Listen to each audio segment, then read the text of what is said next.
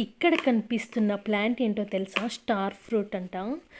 కానీ ఇది నాటి ఆల్మోస్ట్ 1 year to 8 months అలా అవుతుంది. ఇప్పటి వరకు అట్లీస్ట్ ఎలాంటి గ్రోత్ అయితే లేదు. సో దానికి లీవ్స్ అయితే వస్తాయి, కానీ ఇలా చిగురు వస్తుంది. తర్వాత మళ్ళీ మొత్తం చిగురు మొత్తం వాడిపోయి తర్వాత మళ్ళీ స్టిక్కే మిగులుతుంది. అసలు ఈ స్టార్ ఫ్రూట్ కథ ఏంటో, దాన్ని ఎలా గ్రో చేయాలో ఏం అర్థం కావడం లేదు. కొంతమంది స్టార్ ఫ్రూట్ గ్రో చేసి అండ్ ఫ్రూట్స్ కూడా హార్వెస్ట్ చేస్తున్నారు. అలాంటి వాళ్ళు ఎవరైనా మన వీడియో చూసినట్టయితే ఏదైనా టిప్స్ ఉంటే షేర్ చేయండి ప్లీజ్.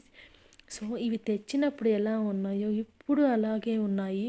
కొత్త ఆకులు రావడం, పాత ఆకులు పడిపోవడం జరుగుతున్నది, అదే కథ.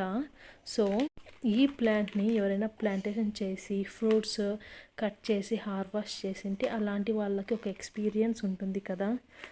కాబట్టి please share the tips. Thank you for watching. Subscribe.